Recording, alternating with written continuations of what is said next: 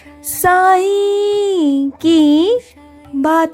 बच्चे, आज ना तुम हनुमान जी के मंदिर ज़रूर जाना मेरे बच्चे।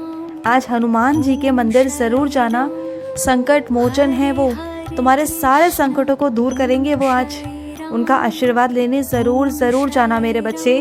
और कुछ मेरे बच्चों ने तो ये भी कहा था कि वो उन्हें चोला चढ़ाएंगे। याद आया तुम्हें? काफ़ी दिन हो गए, काफ़ी समय हो गया, तुमने कहा था, लेकिन तुम कहकर भूल जाते हो मेरे बच्चे। लेकिन मैं कुछ नहीं भूलता और मैं तुम्हें याद दिलाता हूँ। ये मेरी जिम्मेदारी है तुम्हें याद दिलाना, और मैं तुम्हें याद दिला रहा हूँ कि तुम्हें हनुमान जी को चोला भी चढ़ाना है। याद आया तुम्हें? और सुनो मेरे बच्चे, तुम एक काम ज़रूर करना। आज हनुमान जी के जब मंदिर जाओगे ना, तो उनका सिंदूर लेकर ज़रूर आना अपने घर में, और अपने घर की चौखट पर ज़रूर तुम तिलक के रूप में लगाना। उससे तुम्हारे घर में बहुत बहुत बरकत होगी। तुम्हारे घर में बहुत बरकत आएगी, बहुत शांति आएगी, और तुम्हारे घर में जो चीज़ें हैं, जो अलाए बलाए हैं, जो नज़रें हैं, वो सब दूर रहेंगी तुम्हारे घर से। तुम ये करके देखना, और हो सके तो तुम हर शनिवार, हर मंगलवार, जब भी तुम ये कर सको, ये ज़रूर करना मेरे बच्चे। इससे तुम्हें बहुत बहुत लाभ मिलने वाला है मेरे बच्चे, बहुत लाभ मिलेगा। क्योंकि हनुमान जी संकट मोचन हैं। वो जिसके घर में भी होते हैं ना, वो उस घर में पहरा देते हैं। और कई मेरे बच्चे तो बालाजी को बहुत मानते हैं, है ना? बालाजी तो उनके ईष्ट है ना, बालाजी उनके कुल देवता हैं, वो बहुत मानते हैं। और उन्हीं की वजह से उनके घर में बहुत बरकत भी है ना? तो बस मेरे बच्चे, और ये मेरे कई बच्चों ने देखा भी है, जब वो शिरडी आए हैं, जब वो समाधि मंदिर में आए हैं ना, तो वहीं पर एक दक्षिणामुखी हनुमान जी का मंदिर भी है। तुम जानते हो ना, मैं भी मेरे बच्चे, मैं भी हनुमान जी का आशीर्वाद लेने जाता था। और हनुमान जी बहुत कृपा करते हैं अपने बच्चों पर। तो तुम भी कोई भी काम करने जाओ, कभी भी जाओ, तो उन्हें अपने साथ लेकर जाओ, उनका आशीर्वाद लेकर जाओ, और उनसे कहो कि हे हनुमान जी, मेरे साथ चलो, हे मेरे संकट मोचन, मेरे साथ चलो, और मेरे जीवन में जितने भी संकट हैं, या फिर तुम जिस भी काम के लिए तुम जा रहे हो, वहाँ जो भी संकट है उसे दूर करें। ऐसा कहो हनुमान जी से, और उन्हें अपने साथ लेकर जाओ। फिर देखो कि तुम्हारे घर में कितनी बरकत होती है मेरे बच्चे, बहुत बरकत होगी तुम्हारे घर में। और सुनो, मैं अपने कुछ बच्चों से कहना चाहता हूँ, उनकी बहुत गंदी आदत है, बैठे बैठे वो अपने पैरों को बहुत हिलाते हैं, पाँव को बहुत हिलाते हैं, जो कि गलत है मेरे बच्चे। ये कुछ आदतें हैं जो गलत हैं, जिन्हें तुम्हें बदलना होगा मेरे बच्चे। क्योंकि जब तुम सामने जाते हो, किसी के सामने जाते हो, तो वहाँ तुम्हारी चलने का, उठने का, बैठने का, तुम्हारा तरीका, तुम्हारा सलीका, सब कुछ लोग ध्यान देते हैं। इससे तुम्हारे व्यक्तित्व पे नजर जाती है मेरे बच्चे। तुम्हारा व्यक्तित्व दर्शाता है कि तुम क्या हो। इस बात पर ध्यान देना बहुत बहुत ज़रूरी है।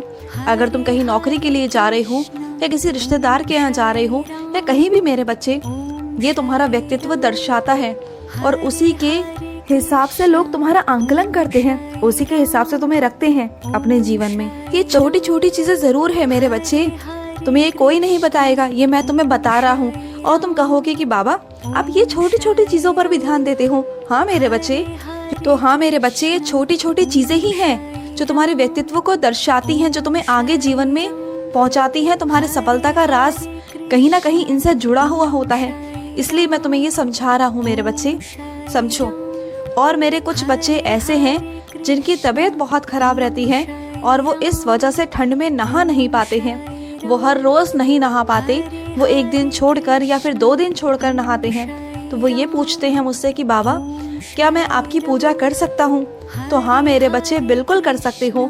जैसा कि मैंने पहले कहा था कि मन का शुद्ध होना बहुत जरूरी है ना? तो मन शुद्ध रखो, और हाथ मुंह धोकर, साफ वस्त्र पहनकर, साफ वस्त्र धारण कर तुम मेरी पूजा पाठ कर सकते हो। मुझे कोई आपत्ति नहीं मेरे बच्चे।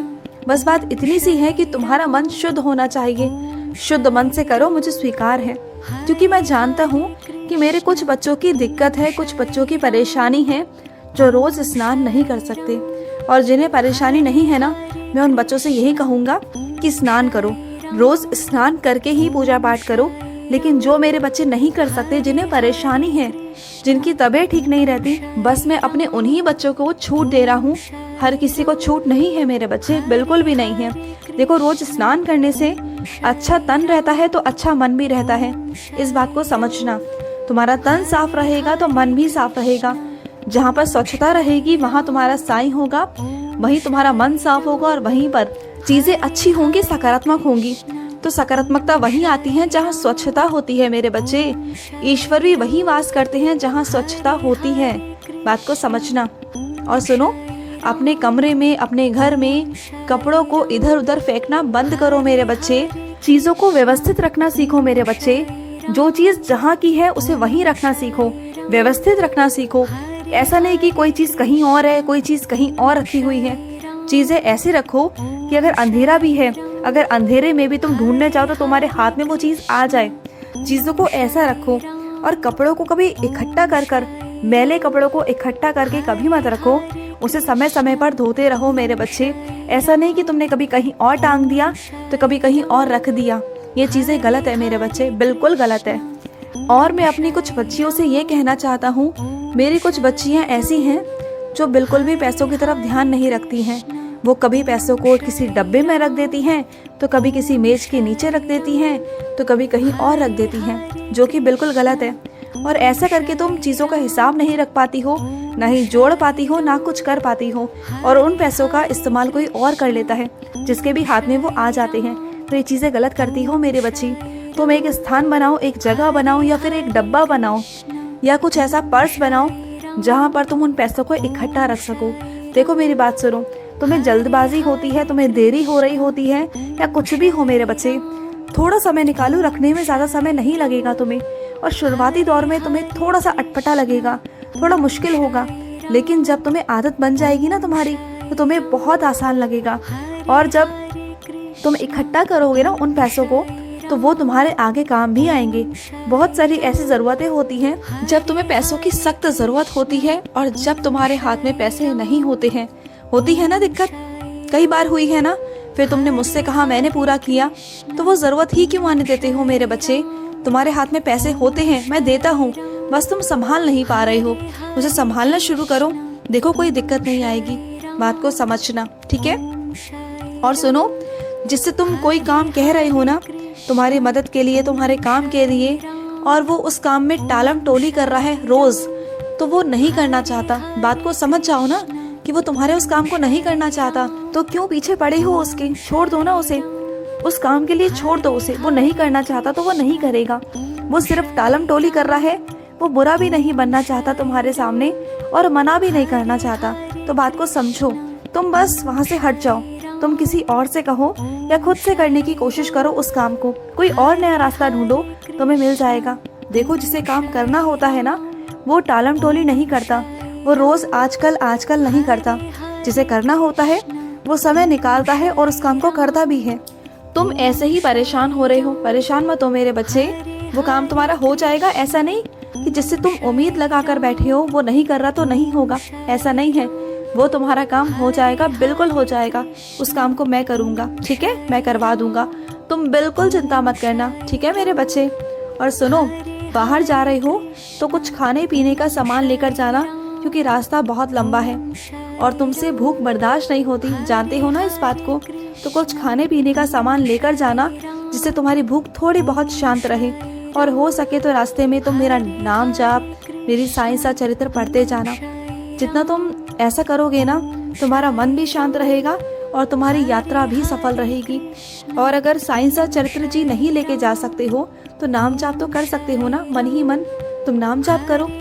और नाम जाप करोगे ना तो तुम्हें खुद अच्छा अंदर से महसूस होगा। तुम्हें लगेगा कि हाँ, मेरे साईं मेरे साथ चल रहे हैं, और तुम्हें यात्रा में, तुम्हें सफर में कोई परेशानी नहीं आएगी, कोई दिक्कत नहीं आएगी। जो मेरा बच्चा मेरा नाम लेकर कोई भी काम करता है ना, किसी भी काम की शुरुआत करता है, उसे कभी कोई कमी नहीं आती, कभी कोई परेशानी नहीं आती। क्योंकि मैं आने नहीं देता मेरे बच्चों को परेशानी, बिल्कुल नहीं आने देता। क्योंकि मैं अपने बच्चों से बहुत बहुत प्यार करता हूँ। मैं तुमसे बहुत प्यार करता हूँ मेरे बच्चे। खुश रहो। आज का रात्रि साई संदेश समाप्त हुआ।